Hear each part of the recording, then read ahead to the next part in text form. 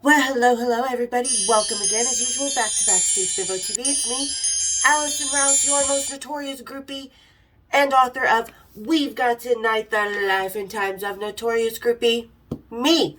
Link is down in the description where you can get my book, along with a bunch of other stuff, my merchandise, everything. So go check out the links, guys. Go check out the merchandise, the book, available in ebook, available in paperback, and available in the hard copy that I showed you.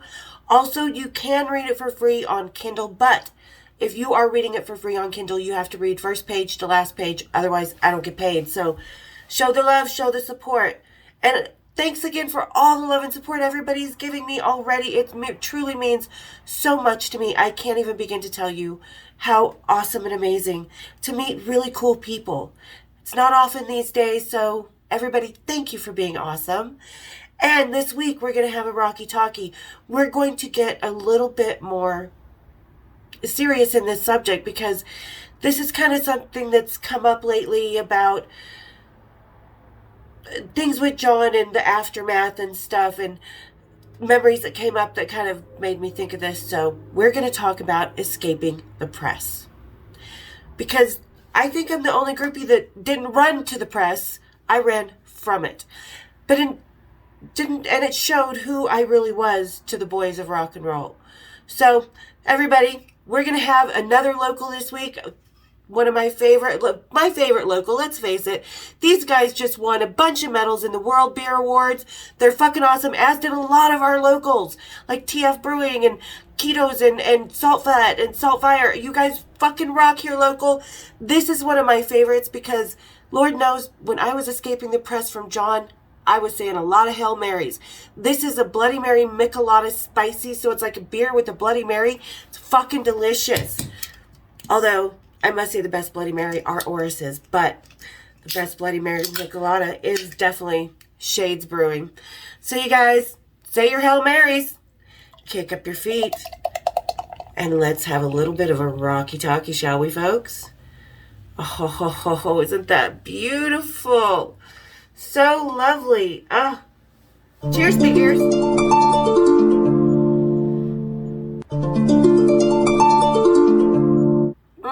God, these guys are so good. Marcio, everybody there, you're awesome. Really, truly. Thank you guys for the awesome flavors. So let's kind of get going into today's. Now, this is going to be a more serious subject. It's because I never really escaped the press. It's been almost 20 years. On June 27th will be the 20th anniversary of this happening. But, like I said, it's never been something I can escape because it just doesn't stop. I mean, even on Facebook, in articles, on TV shows, things like that, it's very still misconstrued about who I am, what I was, all kinds of things. So this is another way to set the record straight. This is why I wrote the book originally, was to set the record straight. So for starters, when John first died, and it was in the first few months, I was just a rumor. Absolutely just a rumor. From the second I left the Hard Rock and snuck around the press out the back way, drove right by him unnoticed, I knew I was never planning on going to the press. That was not my idea at all, because I had been in rock and roll 17 years. They had protected me and respected me and given me great friendships and adventures and concerts and wonderful, wonderful heart and soul and love and all kinds of things. So of course, I was naturally going to protect the boys. I wasn't here to run around and sell my story to the tabloids like the stripper who I showed the picture, and I'll post it here at the end. I'll post a few pictures at the end. But the stripper who took a picture of him, he just sort of went by the table, thought she was the one that everybody was after, that he was with the stripper when he died. So she sold out probably for around, I'm guessing, $3,000-$4,000. She got herself a lawyer to hold a press conference, and then once she realized it was not her they were looking for, she made a total ass out of herself. And I know who this girl was. She worked over at Olympic Garden and was one of those VIP room hoes. Because in Vegas, you can tell, if you go to the topless bar, you're going to get a hoe. If you go to the strip club, the totally nude bars, you're getting a fucking woman. Big difference. So she was one of those. And I knew who she was because the strip club scene is small, and Sala and I had gone in there to get lap dances because he wanted to see the crown prince from Saudi, or the prince from Saudi, not crown, but anyway. So she originally thought she was the one that they were looking for, and no, she didn't have sex with him, but they're like, no, there was someone else up in that room. And this was all going on because I was not saying anything to the press. And the powers that be, meaning Bill Kerbishley, the manager of The Who, and the band, and everybody was, tour manager Rex King, everybody was so worried about going to the press. And so I was like, no, this girl's not going. She hid from the press. She's not, if she hasn't sold out yet, she's not going anywhere. Because at first, nobody knew my name. I was just a rumor. It was not confirmed at all that there was anybody in the room with him. This other stripper had talked, and she's like, no, we just took pictures at the table. So it only made things more curious. And I was just avoiding the press. I took off from Vegas for a couple weeks, but then had to come back because, being questioned by homicide and shit. So, it was really hard because I tried to go to work for one day, and I walked into work and there was gossip and kind of stuff. And most of the girls, like Victoria and Trouble and Cousin Amy and everybody, they were really cool. Nobody said anything to anybody, but there were a couple girls at my previous club, Little Darlings, that did sell out to the press. I've talked about it as well. $200 and a cheap-ass bar tab. That's what they sold for. So all this is going on. I'm hiding. I had to come back, and I was literally hermiting. And you want to know what I was doing for, I did not go out of my house for a month. There was 6 weeks that I just didn't go anywhere, So this is what I was doing. See that picture behind me? Yeah. That's what I was doing for the 6 weeks. That took me forever to finish, and I actually didn't finish it in 6 weeks. But anyway, so I hid from the press. And, after 6 weeks, things started calming down after the coroner's report with the tox report came out. Things got a little bit crazy, but, come August, things started calming down. So I thought, oh, yay, we're in the safe, right? Right? Oh, definitely need a few Bloody Marys for this. But anyway, I'd gone out, hung out with Glenn Tipton of Judas Priest, gone a few places, was kind of starting to enjoy the fact that I might have actually skirted this away, that it was going away. I had no idea what was about to come when the coroner's report was released on September 12th. Now, September 11th of that year of 2002 comes along. Like I said, I'm seeing Glenn Tipton of Judas Priest. I'm kind of going out with my friends. Not as much as I used to, but, still going to the Hard Rock where I feel safe and protected because those guys all knew me. So they protected me there too. So I was like, cool. I have my little places that I can feel comfortable, because once you're involved with something like this, and especially while it's still going on and it's still fresh, you just don't look at going out the same. You want more privacy.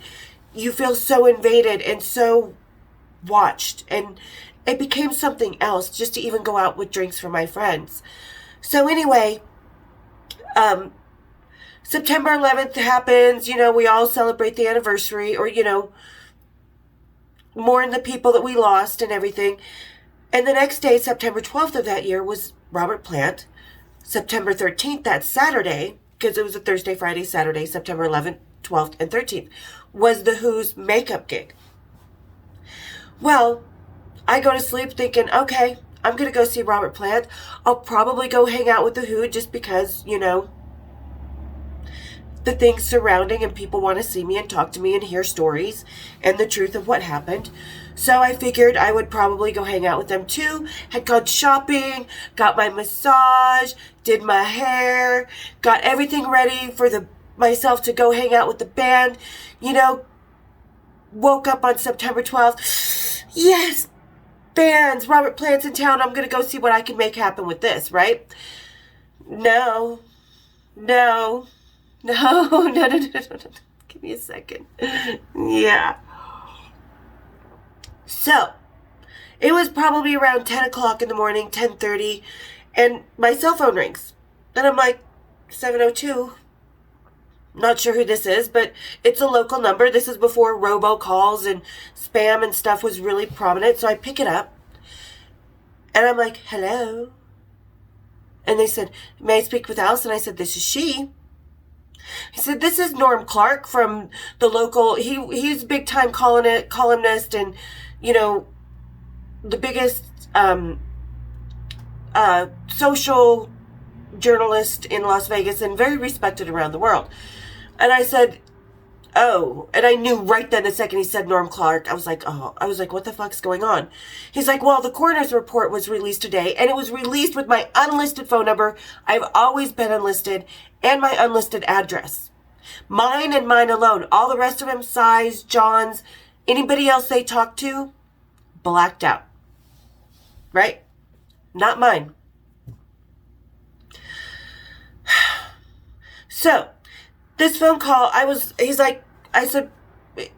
yeah, I said, how can I help you? And he was like, can I talk to you about John Entwistle? I said, nope. Anything else? And he said, no, there's nothing. I was like, okay, fuck off. And hung up. So the next day that was reported as I called her, and it was short and not so sweet. But he still reported about it. And that just, the floodgates fucking opened. Like, first thing I did was hung up that phone and called Cy. And I was like, Cy, holy shit, I just got a phone call. He's like, oh my God, so did I. Because Cy and I were back to back in the center of this whole thing. He was dealing with one side of it, and I was dealing with the other side. And he was also helping me with this side because he had to deal with the family, the band, the reality, the funeral, everything. All this stuff is going on.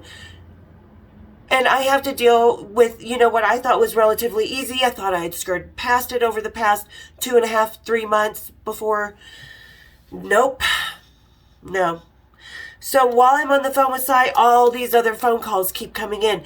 And I lived in a gated condo community. Like, you were not supposed to be let in. Well, the girls in the office, of course, $500 a piece, they let these motherfuckers in. I started getting knocks on my door, like, all my curtains were closed because I had just woken up and I hadn't opened up all my curtains yet and all my blinds.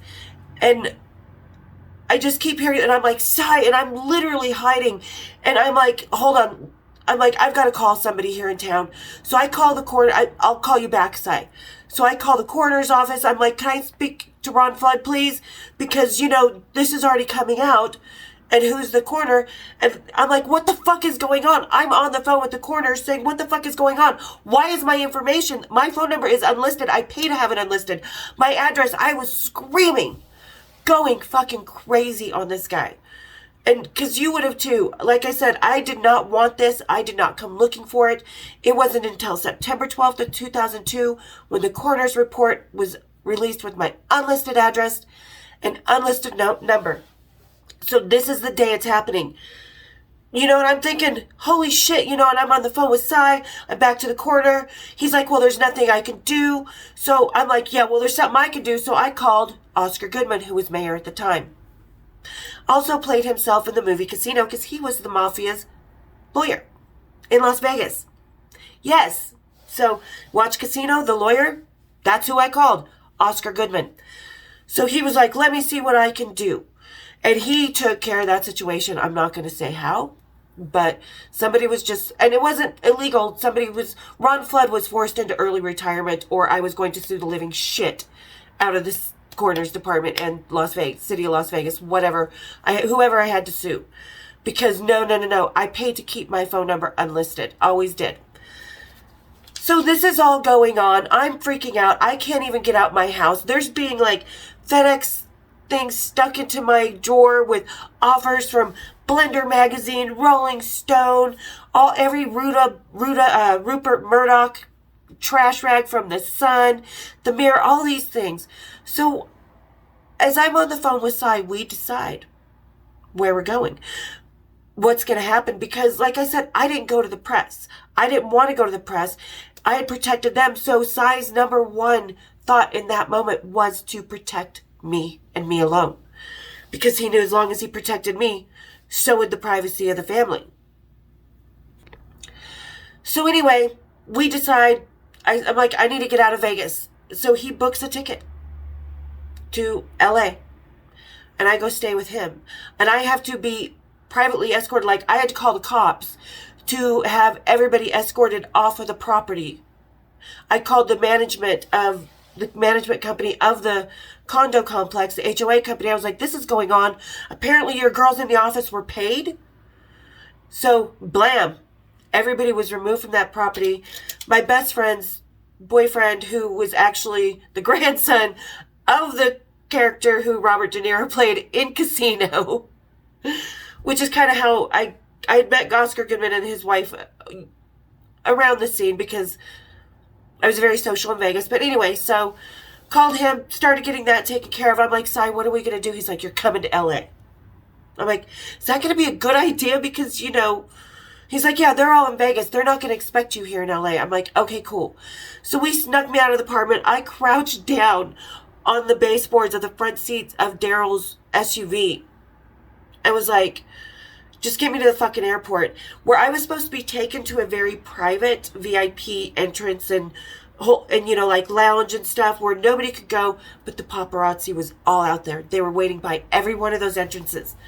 So I pulled up to regular curbside, checked my stuff in, went towards my gate, just went through normal. Nobody noticed me. Nobody. Went through the normal, went to the smoking lounge because I needed a cigarette before I got on that plane. Sat next to Johnny Knoxville on the plane.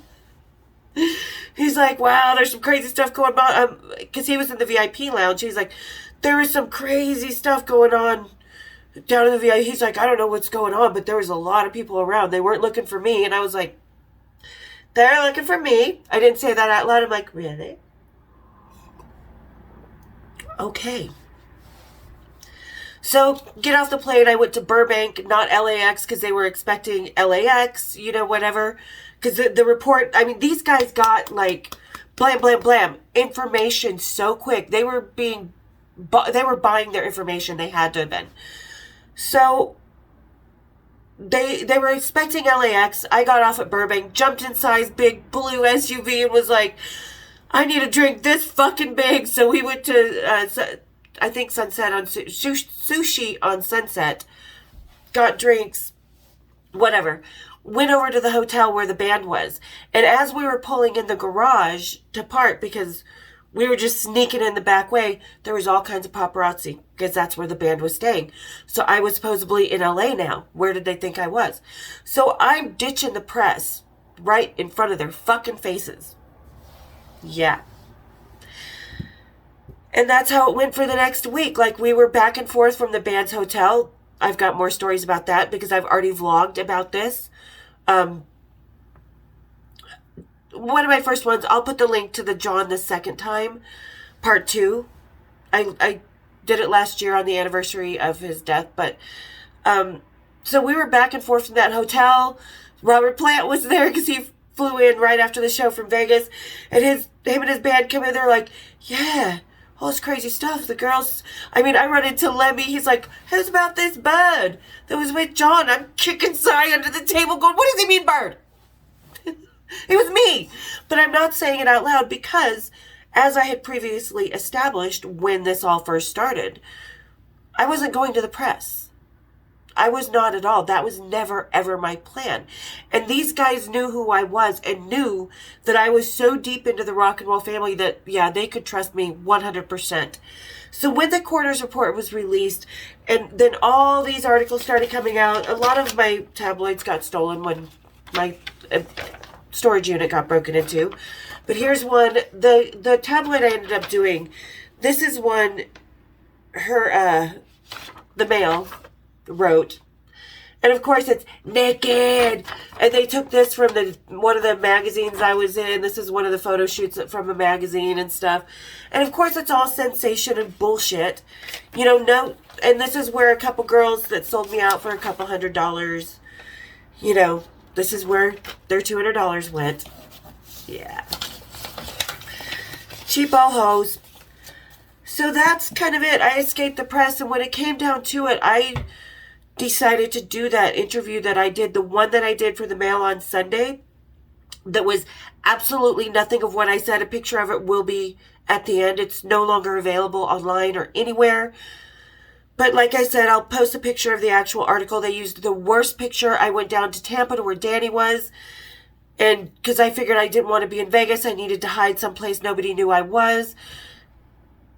Met her down there, and it was just wrong from the beginning because Caroline Graham, who did the article that I did the interview with, because I decided it was just kind of, and I told Cy this. We kind of discussed it. I'm like, listen, because the whole time I'm in LA, I'm sitting on Cy's counter in his house, in the kitchen, while he's getting phone calls from the first Allison, his bitch ex-wife, from, the second ex-wife, from the girlfriend, from the press, from the band, from the management, from everybody. And I'm just sitting here watching us all be bombarded. My cell phone, my family, my mother, my sisters. So many people were being bombarded, John's family, and nobody needed this. All of us had been through fucking enough. So the decision was made. Who does they want? What's going to stop this? Me. I'm the commodity. I'm the one they want. If I tell the story, it's going to stop it. And it did.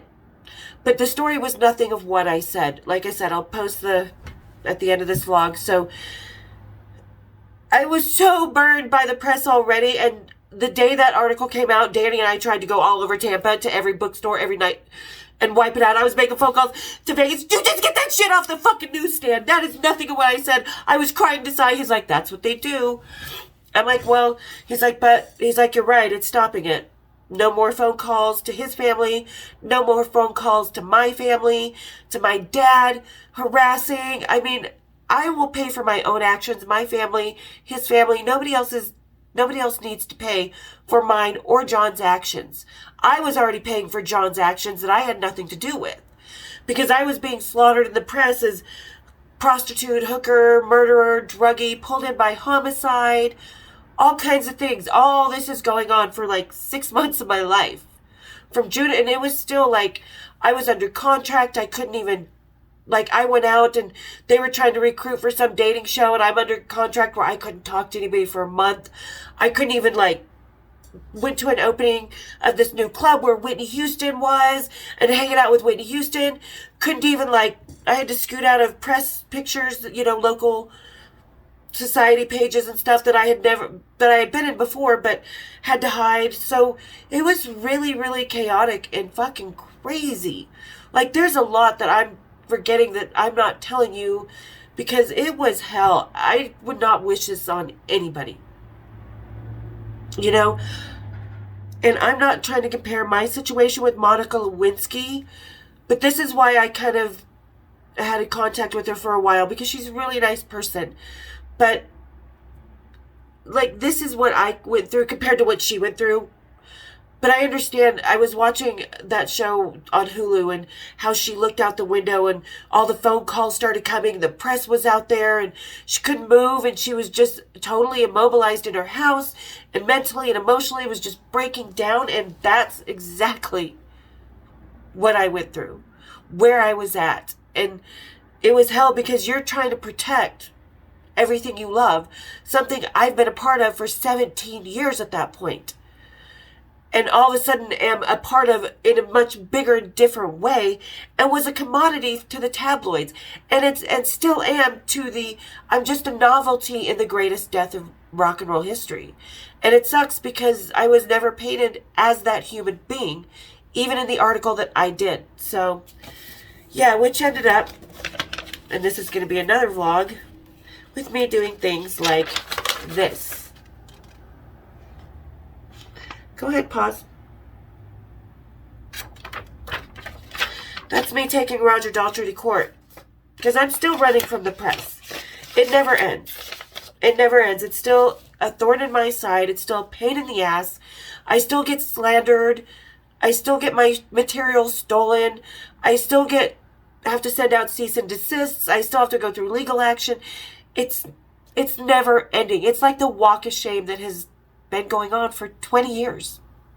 Because this year will be the 20th anniversary of John's passing and all that going on. So, because, and especially when it's John's birthday, when it's June 27th, when The Who does anything, when someone writes a book with fake information in it, Paul Reese, because How I Met John was not in a strip club. But, so I always get pushed back because I didn't go to the press. I didn't go running to it. I didn't go, hi, my name's Allison, I'm a Griffey. And I'm totally awesome. And I'm the queen of the thing. Because I didn't do that. I just kind of get pushed to the back of everything and not seen as a human being or having a domino effect, or having it affect my life. And it does. Every day. It does. Can't date. That's fun. Because that's something that comes up. And plus the fact that I do have to take legal action probably about once a month for the past 20 years. Mostly, like I said, 98% of the time it is cease and desist. I just send that out by myself. Done. Because like I said, the press never fucking ends.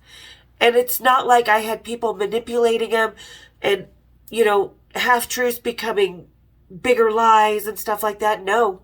I've been dealing with it by myself for 20 years. And I fucking hate it. Even doing this is a huge step for me because I am so press shy. This is why I didn't do it years ago when it was originally suggested by Jen. I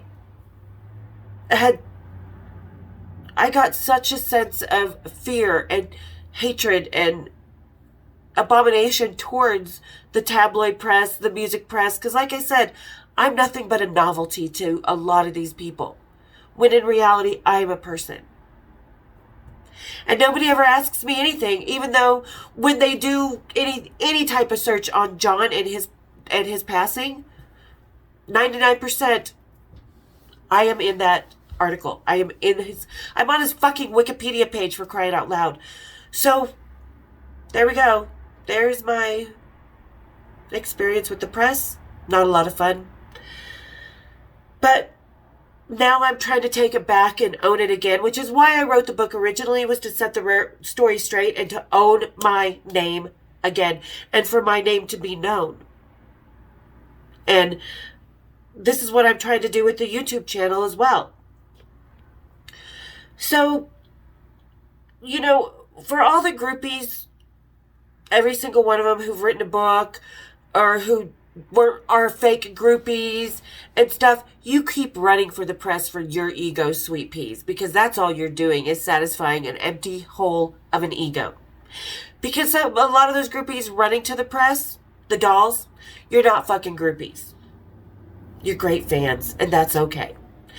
And, I'm here to take my name back and the groupie name back for what it was to us chicks in the fucking 80s. So, there you guys go. There's the reality of what I had to go through with the press. It was extremely chaotic. I tried to ignore it. And just when you think it's over, rears its ugly head. Like I said, I answered something in the Q&A about something metaphysical happening. The night before I got that first phone call on September 12th, I had a crazy dream.